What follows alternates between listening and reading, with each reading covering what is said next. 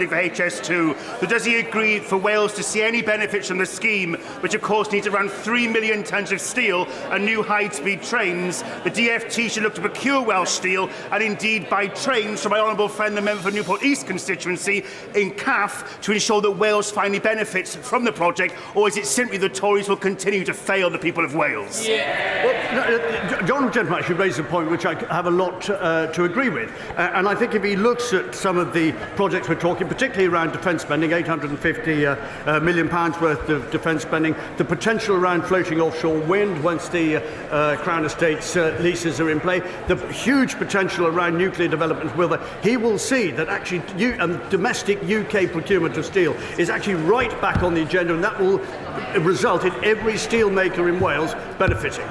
Simon Baines. Number 10, please, Mr. Speaker.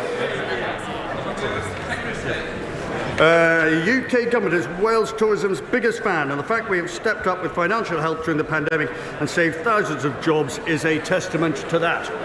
Simon Baines. Thank you, Mr. Speaker. Tourism is of crucial importance to Clwyd South, which attracts visitors from all across the world for events like the Llangollen International Musical Eisteddfod, which is taking place this week. Would my right honourable friend join with me in condemning the Welsh Labour government's plans to introduce a tourism tax, which will do great damage to the tourism industry across the whole of Wales? Well, Mr. Speaker, I think I can do even better than my honourable friend requests me to do by simply quoting the words of the Chief Exec of UK Hospitality, Kate Nichols, when she says, "The tourism tax is ill thought through and proposed without any impact assessment. Welsh Government does not know why it is needed, what its effect will be on visitors and what damage it will do to businesses and jobs in a sector making up a quarter of the Welsh economy. It is unnecessary, unhelpful and ill-considered." So if the House doesn't believe it from me, Mr. Speaker, they should believe it from the experts in this particular field. Kevin Brennan.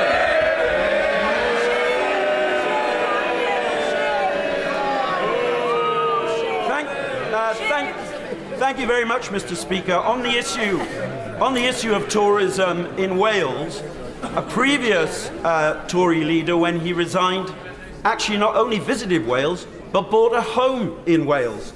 Can I suggest that one way that the Secretary of State for Wales could help tourism in Wales is by encouraging the current Tory leader to follow suit, resign, and perhaps buy a home, maybe not in Wales, perhaps somewhere else.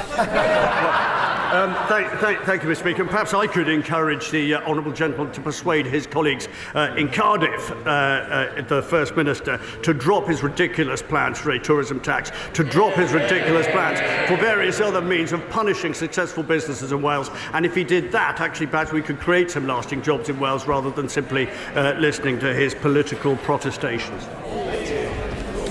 Before we come to Prime Minister's questions, I would like to point out that the British Sign Language interpretation of proceedings is available to watch on Parliament Live TV. We now start with questions to Prime Minister. Ben Everett. One, please, sir. Prime Minister. Thank you, Mr. Speaker. Today is a big day as we implement the biggest tax cut. For a decade, increasing national insurance thresholds to make tax lower and the tax burden easier. These changes will benefit 30 million people across the UK. And I'm pleased to say that two of those people are seated here in the public gallery today. Mandy Banfield and Alan Calzari, a typical worker, will now save £330 per year, with 70% of employees better off as a result. That is real money for real people. Mr. Speaker, I'm sure the House will also join me in wishing the best of luck to England and Northern Ireland, who are competing in the UEFA Women's Euro 2022 tournament, which starts today, and I'm sure they will both make the nation proud.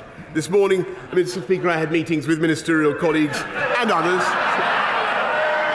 In addition to my duties in this House, I expect I shall have further such meetings later today. Ben Everett. Thank you, sir. Last week we launched a new approach to combating knife crime in Milton Keynes, which means increased use of stop and search. It means tougher charging and custody, tougher sentencing, faster youth diversion and more work with parents and communities. Would the Prime Minister agree with me that if you carry a knife, in Milton Keynes, you should expect to end up behind bars. Yes, I thank my honourable friend for what he's doing to campaign for tougher sentences in Milton. He's in campaign against knife crime, and as a result of what the Conservatives have done, adults who are convicted of certain offences involving a knife, including threatening with a knife or a second offence of possession, face a minimum sentence of 6 months imprisonment, Mr. Speaker. And guess who voted against tougher sentences for knife crime? We now come to the Leader of the Opposition, Keir Starmer. Thank you, Mr. Speaker. Today is the start of the Women's Euros, and I know the whole House will wish the Lionesses the very best of luck in bringing football home. Mr. Speaker, it's also... Mr. Speaker, it's also been 40 years since the death of Terence Higgins. Terence worked at Hansard by day and Heaven by night before he sadly died of AIDS. The Labour Party and the Terence Higgins Trust are committed to ending new cases of HIV by 2030. Together we can. Mr. Speaker, last week a government minister was accused of sexually assaulting a young man. I want to quote the victim's account. He says, "He grabbed my arse and then he slowly moved his hand down in front of my groin. I froze."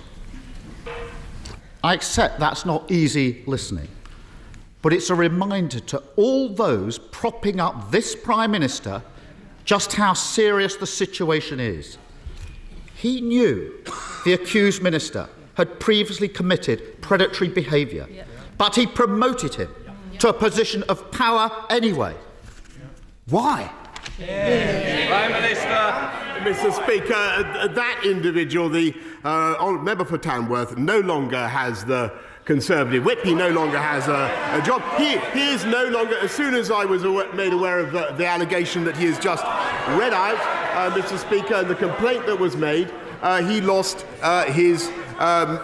his status as a Conservative MP, and he is now the subject, Mr. Speaker, of an independent investigation to the Complaints and Grievances panel. And that is entirely right. And I want to say to him, Mr. Speaker, I want to say to him that I abhor bullying and abuse of power anywhere in Parliament, in this party or in any other party. Keir Starmer. None of that explains why he promoted him in the first place. And we've heard it all before. We know who he really is. Before he was found out, he's reported to have said he's handsy. That's the problem. Pincher by name, pincher by nature. Now, has the Prime Minister ever said words to that effect? And I'm not asking for bluster and half-truths. We've all had enough of that. Yes or no? Prime Minister. Mr. Speaker, I'm not going to trivialise what happened. Yes, Mr. Speaker. Yes, Mr. Speaker. I'm not, because there's very serious complaints have been raised against the member for Tamworth, and they're now being investigated, Mr. Speaker. It is true that a complaint was raised when he was in the Foreign Office, and the matter was resolved. It's absolutely true. It's absolutely true, Mr. Speaker, that it was raised with me. I greatly regret that he continued in office, and I've said that. I have said that before, Mr. Speaker. I have said that before, Mr. Speaker. But it is now the subject of an independent investigation, and that is the right thing, Mr. Speaker. And frankly, I think the people of this country would like also to hear. They would like also to hear about other jobs that are held by people in this country, not least the 500,000 people we got off welfare into work in the last 6 months alone, Mr. Speaker. Those are things that are making differences to the lives of people up and down the country, and I'm proud of it. Keir Starmer. No one's cheering that. No denial. And he says the matter was resolved when he means it was upheld. Exactly. And they're all sitting there as if this is normal behaviour. Exactly.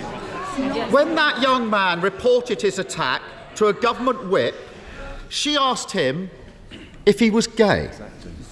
When he said that he was, she replied, "That doesn't make it straightforward."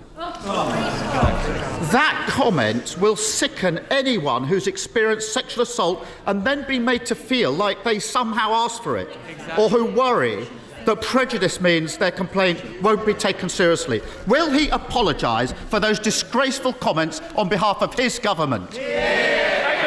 Mr. Speaker, I've already said that I regret very much that the member for Tamworth continued to hold office after the complaint was made against him in the Foreign Office, and it was resolved in the Foreign Office. His apology was accepted, but clearly that was not enough. And in hindsight, Mr. Speaker, I should have realised that he would not change. However, when it came to the Friday of last week, and when I was given the information that he's read out about the complaint that was made against the honourable member, I acted immediately, Mr. Speaker, and I took the whip away from him. And we will not tolerate that kind of behaviour in this or any other party, Mr. Speaker. And what we also want to do is to help people up and down the country with the things that also matter to them, like cutting their taxes, Mr. Speaker, by £330 this year, which is what we're doing. Keir Starmer. Doesn't that just sum him up? Awful behaviour, unacceptable in any walk of life. It's there for all to see, but he ignores it. It was the same when his ally was on the take from the lobbyists. It was the same when his Home Secretary was bullying staff. It was the same when taxpayers' money was being abused. And it was the same when he and his mates parted their way through lockdown. Anyone quitting now, after defending all that, hasn't got a shred of integrity. Mr. Speaker, isn't this the first recorded case of the sinking ships fleeing the rat? Mr. Speaker, look, he talks about. He should hear what his lot say about him, Mr. Speaker. He talks about integrity. He wanted to install the member for Islington North into number 10, Mr. Speaker. That's what he wanted to do. Imagine what our country and what the world will be like now. He talks about integrity. He voted 48 times to overturn the will of the British people and take us back into the European Union. And by the way, listening to his muddled speech the other day, that is exactly what he would do again. Mr. Speaker, he talks about integrity, but Mr. Speaker, he has voted time and time again against sanctions on criminals that would put them behind bars. This is the government that is tough on... I'm sorry, he talks about integrity. He is himself facing a criminal investigation, Mr. Speaker, which he asked me to resign. Keir Starmer. What a pathetic spectacle. The dying act of his political career is to parrot that nonsense. And as for those who are left, only in office because no one else is prepared to debase themselves any longer, the charge of the lightweight brigade.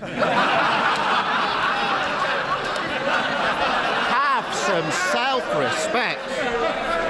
Mr. Speaker, for a week, he's had them defending his decision to promote a sexual predator. Every day, the lines he's forced them to take have been untrue. First, that he was unaware of any allegation. Untrue.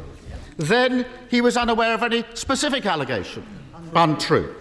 Then he was unaware of any serious specific allegation. And now he wants them to go out and say that he simply forgot that his whip was a sexual predator.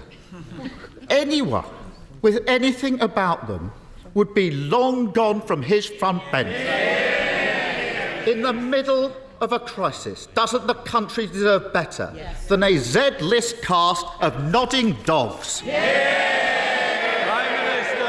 Well, Mr. Speaker, it's exactly when times are tough and when the country faces pressures on the economy and pressures on their budgets, Mr. Speaker, and when we have the biggest war in Europe for 80 years, Mr. Speaker, that is exactly the moment that you'd expect a government to continue with its work, not to walk away, Mr. Speaker, and to get on with our job and to focus on the things that matter to the people of this country. And so we're not only cutting taxes today, Mr. Speaker, we're putting £1,200 into every one of the 8 million most vulnerable households in the country, Mr. Speaker, thanks to the strength of our economy and thanks to the decisions that we took, Mr. Speaker, which he opposed at the time.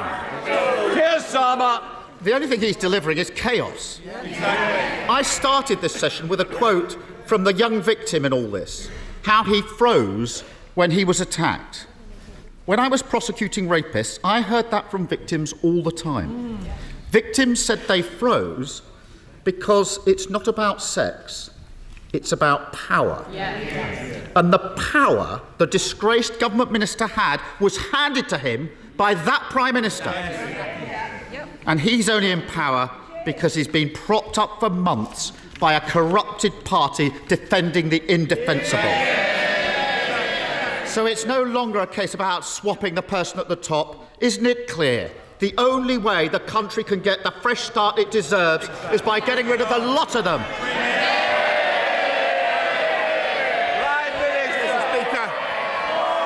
Mr. Speaker, the difference between this. We've got to get through Prime Minister's questions. Prime Minister. Mr. Speaker, the difference between this government and that opposition is we have a plan and they do not. We're getting on with it. They want to focus on this type of issue, Mr. Speaker. We're going to get on with our jobs. We're going to control prices, Mr. Speaker, by not giving in to the union barons. They're paid by the union barons and they're proud of it. We were the first European country to arm the Ukrainians, Mr. Speaker. I'm proud of that. And those guys, Mr. Speaker, the party opposite, not only do they want to put Mr. Corbyn into number 10, the member for Islington North, but 8 of them, including the shadow foreign secretary, the shadow deputy leader, and 6 others, voted to get rid of our independent nuclear deterrent, Mr. Speaker. Today we are cutting taxes, we're helping 500,000 people into work, and thanks to the strength of our economy, we're helping people up and down the country, and we are going to continue to deliver on the mandate I was given.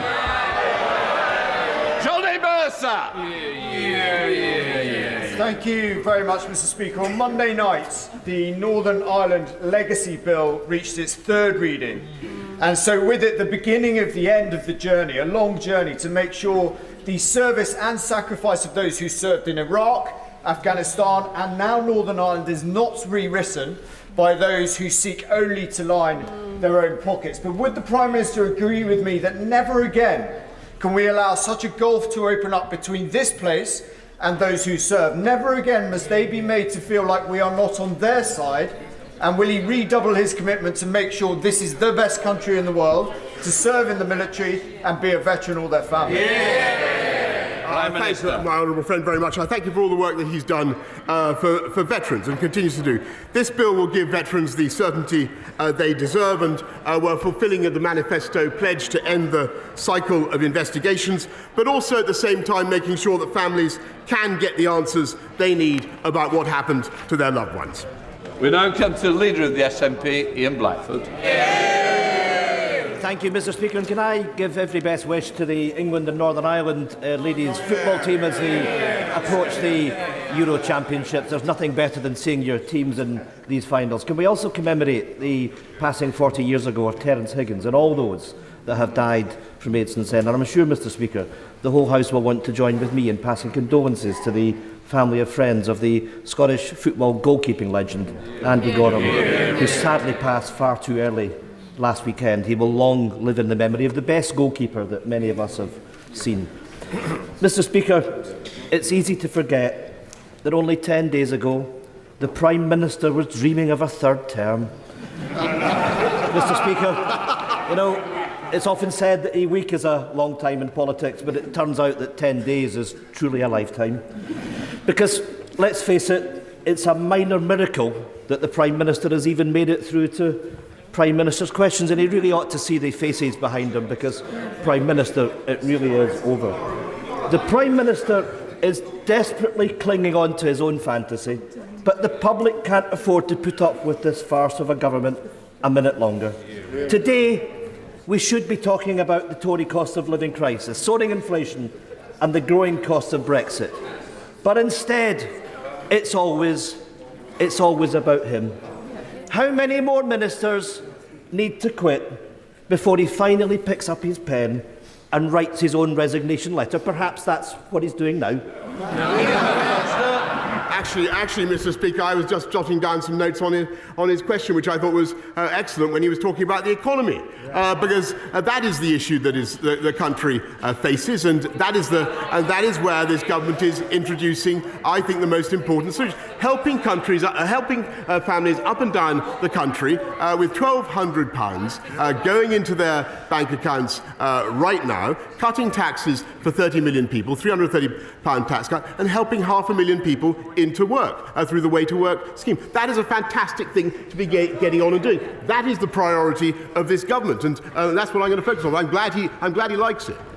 Ian Blackford. My goodness, nothing to see. We should all move on if we live in the world of the Prime Minister. You know, a few weeks ago I compared the Prime Minister to Monty Python's Black Knight. Actually, turns out I was wrong. He's actually the dead parrot. Whether he knows it or not, he's now an ex-Prime Minister. But he will leave behind two deeply damaging legacies. I hope the dishonesty of his leadership follows him out of the Downing Street door. But the other legacy is that of Brexit. And that will stay. Because I'm sad to say that the Labour Party now fully supports Brexit. Mr. Speaker, Scotland wants a different future, not just a different Prime Minister. So if the Prime Minister won't resign, will he call a general election and allow Scotland the choice of an independent future, free from the control of Westminster? Prime Minister. Mr. Speaker, I noticed that his remark that the Labour Party have given up on returning to the European Union was not greeted with rapture by the benches opposite, and that's because it's not true. They want to go back in just as he does. I think that is a terrible mistake. It would be anti-democratic, Mr. Speaker. And as for the referendum that he wants, well, we had one of them, as I've told him before, in 2014. Come on. Thank you, Mr. Speaker. Does the Prime Minister think there are any circumstances in which he should resign?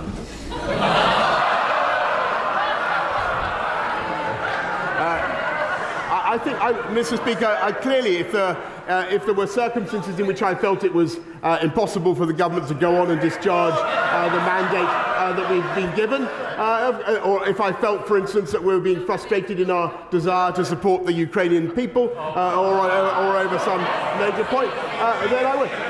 But frankly, Mr. Speaker, the job of a Prime Minister in difficult circumstances when he's been handed a colossal mandate is to keep going, and that's what I'm going to do. There's Savile Roberts. Well, there you have it, Mr. Speaker. Once again, the Prime Minister, he puts political survival before public duty. Yeah. But people can see, even if he goes, it's not an if, it's a when, isn't it? Yeah. The same Westminster arrogance will continue to dictate our futures in Wales. Yeah. Does he want a medal for being the best recruiting sergeant for independence we could wish for? Yeah. Actually, Mr. Speaker, ever I look around the United Kingdom, I had a great talk with Mark Drakeford the other day, as well as talking to Nicola Sturgeon. I see the bonds of our union being strengthened the whole time, and I'm confident that they will continue to do so. Link Drummond. Thank you very much. Thank you, Mr. Speaker. The government's town centre and levelling up funds have been very successful around the country, but there are a few town centres, like Waterlooville in Mearn Valley, that are in desperate straits and haven't managed to get any funding, get a scheme into the present round of funding. Can my honourable friend assure me that future funds will be available to help declining high streets become fit for the 21st century and survive the post-pandemic? Yeah. I thank my honourable friend, and she's a great champion for Mearn Valley, and I will make sure that she gets a meeting with the Minister for Levelling Up at the earliest opportunity.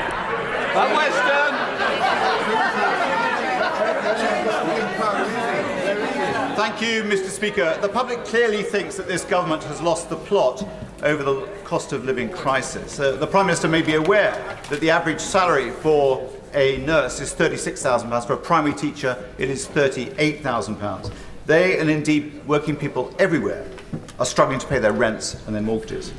Given they can barely afford a £150,000 mortgage on a new home, can he tell this House how he could afford a £150,000 treehouse? What I can tell him, Mr. Speaker, is that up and down the country, rather than talking about fantasy infrastructure, I can talk about real infrastructure. We are helping to unite and level up the people of this country with £650 billion of investment, helping people, helping to lift the aspirations and opportunities of people up and down the country. And it's thanks to the strength of our economy, we're helping exactly the people he describes with £1,200 going into their bank accounts to help them with the cost of living pressures. Under the House, Sir Peter Bottomley. The Prime Minister knows that while he's Prime Minister, I want him to do all the good he can. While he's Prime Minister's Green and Present Land, can I refer him to EDM 1082 about the Goring Gap, the Chatsmore Farm, or to the Department of Levelling Up, the land above Goring Station, the farm in Worthing, which was fully protected and will be fully protected when another inspector says that Worthing Council protecting it will happen. Can I ask him to tell the government to withdraw their objection to Worthing Council's appeal against the absurd decision by a planning inspector to allow 482 homes to go on this green lung between Goring and Ferring? I thank the Right Honourable Gentleman very much, and he campaigns on this issue for some time. I will make sure that he gets a meeting with the relevant minister to discuss the development in Goring by sea. Ian Lavery. Thank you, Mr. Speaker. On the 21st of January, the government committed £100 million from the Automotive Transformation Fund to British Wool, to a gigafactory in my constituency, Calais, Wansbeck. And as of today, Prime Minister, not a penny, not a single halfpenny is being received by the company. And it jeopardises up to 8,000 much-needed jobs. The tensions between the Prime Minister and the former Chancellor have sadly now been much exposed. And I'm telling you, Prime Minister, the betrayal of my constituents cannot be another broken promise of this government. Prime Minister, give him a nudge. Please instruct your new bestie to make sure that the cheque is in the post this afternoon, because who knows who'll be in that seat this time this afternoon, never mind next week. Can I congratulate the honourable gentleman on the passion with which he advocates investment in British Volt? And I totally share his enthusiasm. And actually, I want to thank my honourable friend, the member for Blythe Valley as well, who is a heroic campaigner on this issue. I can tell him that the letter was sent last night, Mr. Speaker, an in-principle offer of support for this project through. How about that? Hang on in there, Mr. Speaker. That's what I'm going to do. Thank you, Mr. Speaker. The world is facing a global food crisis in which the poorest nations face catastrophic consequences. Will the Prime Minister take all possible action to negotiate and facilitate access to the grain stores stranded in Ukraine? We have a limited opportunity to avert famine in developing nations, and the UK must play its full part using all the resources at our disposal. My right honourable friend is completely right, and there are 25 million tonnes of wheat that are basically being held hostage by Putin. That's equivalent to the annual consumption of many of the least developed countries, and we're helping to lift that blockade, not just by negotiation, but also by supplying demining equipment, insurance for the commercial ships that might be involved, and also 10 million to help improve the railway infrastructure that would be necessary to get the grain out by rail. Mark Andrew. Mr. Speaker, yesterday the Prime Minister said that he is fed up of people saying things on his behalf. It's not just him that's fed up, so are the British people and his ministers who are resigning. They're sick of time and time again being sent out by him to say things that aren't true. Is the real problem him or them for believing him in the first place? Mr. Speaker, I thank him very much, and look, I want to be clear. What I want to say is, I say it again. I regret the way the appointment happened, and I was clear with the House about what I knew at the time. But I want to stress that I take this matter extremely seriously. I'm very sorry for the impact it's had on the victims. But the individual in question, the member for Tamworth, is now subject to an independent complaints and grievance procedure. As soon as that complaint was made, I should say, Mr. Speaker, the whip was taken away. Can I just say, we don't know that is the case. It is confidential, and I think we've got to stop referring to something that we don't know there. And I want to put the House on notice that we don't mention it. Theresa Villiers. Just over a fortnight ago, 2 horrific fatal stabbings took place in a quiet street in East Barnet. With the Metropolitan Police now in special measures for the first time in its history, will the Prime Minister urge the Mayor of London to start living up to his responsibilities as Commissioner? The Mayor needs to get a grip on crime, he needs to give Barnet its fair share of new officers, and he needs to abandon his plans to sell Barnet police stations. Well, I do notice, Mr. Speaker, that crime has spiked since the previous Mayor of London, and it is the Labour Party that voted against stop and search, Mr. Speaker, that voted against increased funding for the police. And I think, as for the Labour Mayor, he'd do better to get out of California and take control of crime in his city. And this will alter. Thank you, Mr. Speaker. According to the NHS Confederation, not a single one of the so-called 40 new hospitals the Prime Minister promised at the last election will be built by 2024. 2 of those new hospitals are in my constituency. Hammersmith opened in 1902 and Charing Cross opened in 1818.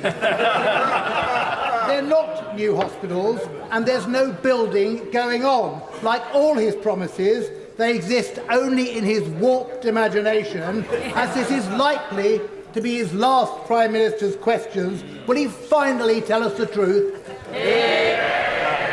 Well, actually, Mr. Speaker, if he looks at what we promised and what we delivered, we said we'd get 20,000 police out on the streets. We've actually got 13,500 more already. We said we'd do 50,000 more nurses. We're already on track. And he's quite wrong about the pledge on hospitals. We're going to deliver them by 2030, Mr. Speaker. That was always clear. And the only reason we can do that is because we're putting the funding into our NHS, which he and his party opposed. Boris Johnson. Mr. Speaker. Yesterday, in an attempt to boost morale in the tea room, the Prime Minister said at a table, but there were 7 people, MPs in the Carlton Club last week, and one of them should have tried to intervene to stop Chris from drinking so much. As if that wasn't insulting enough to the people who did try and intervene that night, and then also to the victims that drink was the problem. Isn't it the example, Mr. Speaker, but as the Prime Minister constantly tries to deflect from the issue, always tries to blame other people for mistakes, and that at least nothing left for him to do other than to take responsibility and resign. Order. Can I just say, you ought to be embarrassed by clapping. This is not a debate.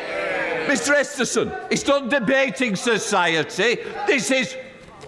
No, we'll leave it. No. This is Prime Minister's questions. I want to get through the questions. There's other people want to catch my eye, and the way to do it is not by clapping. Prime Minister. Mr. Speaker, there's a very simple reason why they want me out, and that is because they know, Mr. Speaker, that otherwise we are going to get on and deliver our mandate and win another general election, and that is the reality, Mr. Speaker. Vera Wilson. Thank you very much, Mr. Speaker. The Prime Minister once wrote, "It is a wonderful and necessary fact of political biology that we never know when our time is up. Long after it is obvious to everyone that we are goners, we continue to believe our duty is to hang on to the perks and privileges of our posts. In reality, we are just terrified of the come down." Yep. So for the sake of this great country, will the Prime Minister heed the advice of his former self, get over his terror and do the decent thing? Mr. Speaker, with great respect, I refer the honourable lady to the answer I have just given. When things are tough, of course people turn their fire on the leader of the country, but it is my job to get on and deliver our manifesto, which we are, and to deliver on the mandate on which I was elected, and to get this country through tough times, just as we got it through COVID. And that is what I'm going to do. Fiona Bruce. Thank you, Mr. Speaker. Around 1,000, I apologise, around 1,000 delegates from 100 countries are at the Freedom of Religion or Belief International Ministerial Conference over at the QE2 Centre today. There is still time for honourable members to visit. But will the Prime Minister agree with me that this significant conference will count for nothing unless it results in concerted global action to promote and protect freedom of religion or belief around the world? I thank her very much. And freedom of religion and belief is integral to people's identity and their sense of themselves and their own personal freedom and security. And I thank her for the work she's doing as my own envoy on that subject, and also for the wonderful conference that she has organised. It was great to talk to her about it yesterday. Mohammed Jasser. Thank you very much, Mr. Speaker. Will the Prime Minister join me in expressing my deepest condolences to those injured and affected by the explosion at a block of flats at Redwood Grove in Bedford on Monday, which has sadly led to the death of one resident, with others yet to be accounted for. This is a timely reminder of the dangerous work undertaken by the fire service. So will the Prime Minister join me in praising the emergency services who were at the scene, and also reconsider his 2% pay offer when firefighters have endured a real terms pay cuts of 12% over the last decade? I thank him very much, and and I share very much his support for the firefighters of our country. They do an incredible job, and overall it's a testament to their work that deaths from fire over a long period have on average been decreasing, thanks to the work that they put in. We will do our best to look at the public sector pay review body offer and do our best to fund them as much as we can, but everybody knows the inflationary pressures that this country is now under. We don't want to have pay increases that are simply swallowed by price increases. David Johnson. Thank you very much, Mr. Speaker. The North Morton in my constituency was dubbed Britain's kindest village because this 160, wait for it, because this 160 home village committed to take 50 Ukrainian refugees. And it has them all with them now. In the gallery today, there is a group of those hosts and some of the Ukrainians that they are hosting, including 2 young people who hope to go into Ukrainian politics in the future. Will my right honourable friend join me in welcoming them to this place and in thanking North Morton for their efforts? I thank him very much for what he's doing to host young Ukrainians. Thank everybody actually in this House who's looking after Ukrainians. I think a lot of people are doing that. And can I say, I believe it's the wish of this entire House that those young people should grow up to live in a free, independent, democratic and sovereign Ukraine. Peter Dowd. Thank you, Mr. Speaker. Given that the Prime Minister doesn't like walkouts and strikes, what legislation will he be introducing to stop further walkouts and strikes amongst his cabinet colleagues and junior ministers?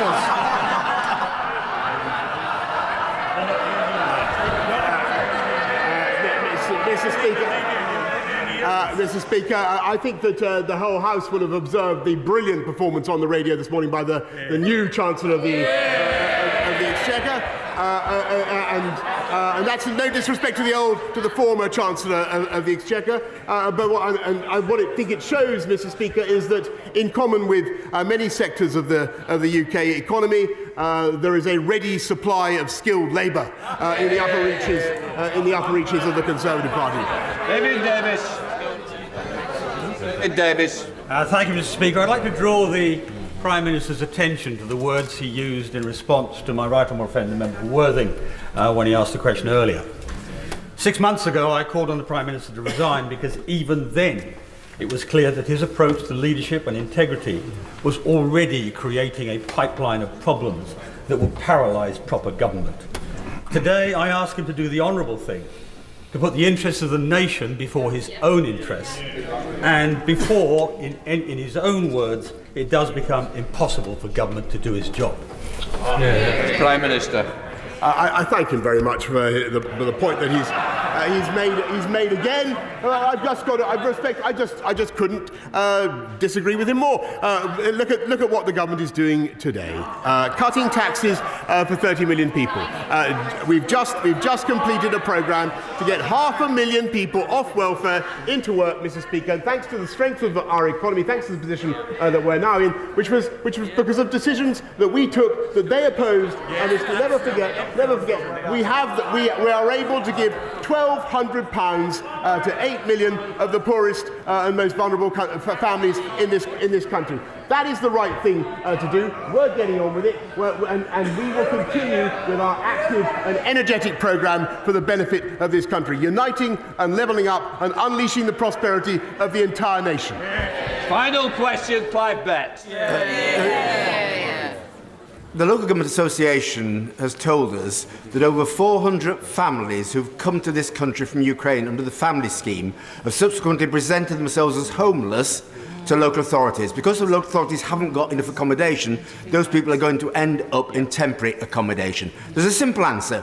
Local authorities could be allowed to contact the many thousands of people who volunteered to provide homes under the Homes for Ukraine scheme. The problem is the government doesn't allow families to transfer from the family scheme to the home scheme. When will the Prime Minister act to ensure people who've come thousands of miles to this country aren't placed in temporary accommodation, but we take on the generosity of those families who are willing to offer them a home? I thank him very much for the very valuable point that he's raised, and we'll make sure that families are able to cross over from one scheme to another and to simplify and speed up the process. But I don't think that should take away, Mr. Speaker, from the generosity of this country in welcoming Ukrainians. 135,000 visas have so far been issued through our uncapped scheme, both the family scheme and the Homes for Ukraine scheme. It's changing the lives of those Ukrainians, and I think we should all be proud of what we are doing. We now come to the personal statement. I call Sajid Javid. Mr. Speaker, I'm grateful for your permission to make this statement. Yesterday, we began our day together. You, I, my right honourable friend, the Prime Minister, and members from right across this House, when we broke bread together at the Parliamentary Prayer Breakfast. And we listened, all of us, to the words of Reverend Les Isaac, who spoke about the fact that responsibility that comes with leadership, the responsibility to serve the interests of others above your own, and to seek common ground of your party, your community, and above all, your country. Now, colleagues will be forgiven for my sense of déjà vu. Despite what it might seem, I am not one of life's quitters. I didn't quit when I was told that boys like me don't do maths. I didn't quit when old school bankers said I didn't have the right school ties. And I didn't quit when people in my community said that I should not marry the love of my life. I care deeply about public service and giving back to this country that has given me so much. That is why, when I got the call from my right honourable friend, the Prime Minister, just over a year ago, I didn't hesitate to serve again. It was a critical time for our country. Tough decisions needed to be made about when we were going to come out of lockdown, about supporting the National Health Service and the care sector under unprecedented strain. It has been an absolute privilege of my life to have been trusted with these responsibilities, and I can only hope that my best has been good enough. It has undoubtedly also been one of the toughest roles that I've had so far. The gravity of Home Office decisions, the scale of Treasury decisions, but nothing matters more than the health of your people, of the British people, especially and in the wake of a pandemic. Caring for people's health and well-being is truly a noble vocation. And so I would like to take this opportunity to pay tribute to all of those across the country working in health and care sectors, as well as those that I worked so closely with in my old department, DHSC, and in the NHS. There is so much that I planned for the long-term reform of our health and care systems, and it is a wrench to leave that important work behind. Now, when I last gave a personal statement from this seat, I spoke about the importance of institutions and conventions. Today, it is about the importance of integrity. And don't worry, there's not going to be a series of these. Institutions and integrity are both central pillars that underpin our great democracy. It doesn't matter what your political perspective is in this House. I believe that we are all motivated by the national interest, and that the public expects us all of us, to maintain honesty and to maintain integrity in whatever we do. This is not an abstract matter. We've seen in great democracies what happens when divisions are entrenched and not bridged. We cannot allow that to happen here. We must bring the country together as one nation. Effective governance inevitably requires loyalty and collective responsibility. Of course it does. And I'm instinctively a team player. And I have completely focused on governing effectively over the last year. But treading the tightrope between loyalty and integrity has become impossible in recent months. And Mr. Speaker, I will never risk losing my integrity. I also believe a team is as good as its team captain, and that a captain is as good as his or her team. So loyalty must go both ways. The events of recent months have made it increasingly difficult to be in that team. It's not fair on ministerial colleagues to go out every morning defending lines that don't stand up and don't hold up. It's not fair on my parliamentary colleagues who bear the brunt of constituents' dismay in their inboxes and on their doorsteps in recent elections. And it's not fair on Conservative members and voters who rightly expect better standards from the party they supported. When the first stories of parties in Downing Street emerged late last year, I was personally assured at the most senior level by my right honourable friend's then team that, and I quote, there had been no parties in Downing Street and no rules were broken. So I gave the benefit of doubt. And I went on those media rounds to say that I'd had those assurances from the most senior level of the Prime Minister's team. Then we had more stories. We had the Sue Gray report, a new Downing Street team. I continued to give the benefit of the doubt. And now this week again, we have reason to question the truth and integrity of what we've all been told. And at some point, we have to conclude that enough is enough. I believe that point is now. I welcome the Prime Minister's public acknowledgement last night that matters could have been handled better in who he appointed and what was said about what he knew when. And I appreciated his kind and humble words and his humble spirit when I went to see him yesterday, and also the kind letter that he has sent to me. But I do fear that the reset button can only work so many times. There's only so many times you can turn that machine on and off before you realise that something is fundamentally wrong. Last month, I gave the benefit of doubt one last time. But I haven't concluded that the problem starts at the top. That is not going to change.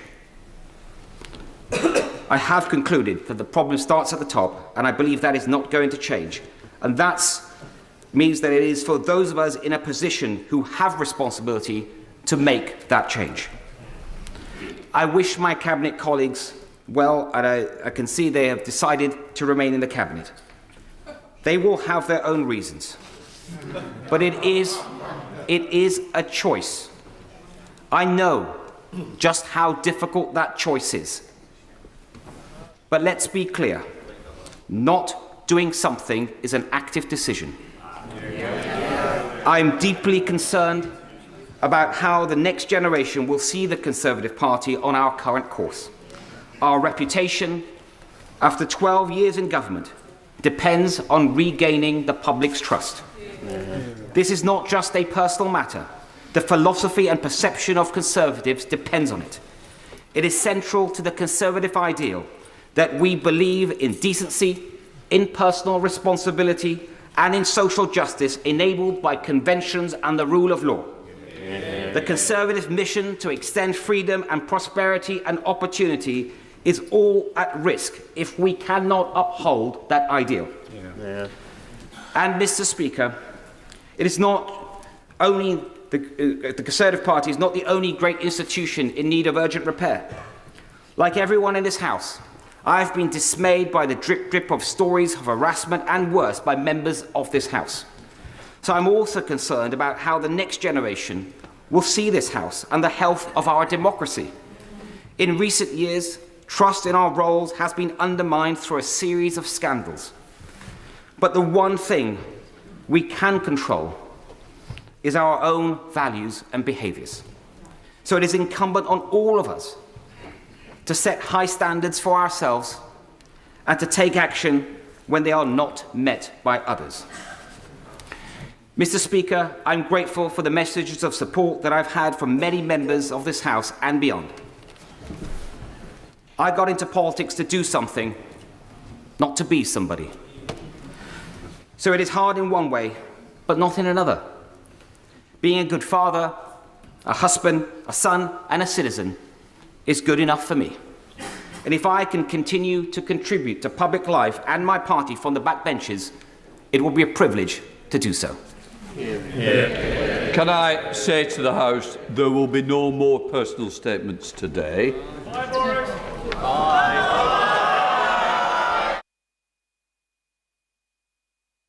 Let the House leave in peace and quiet.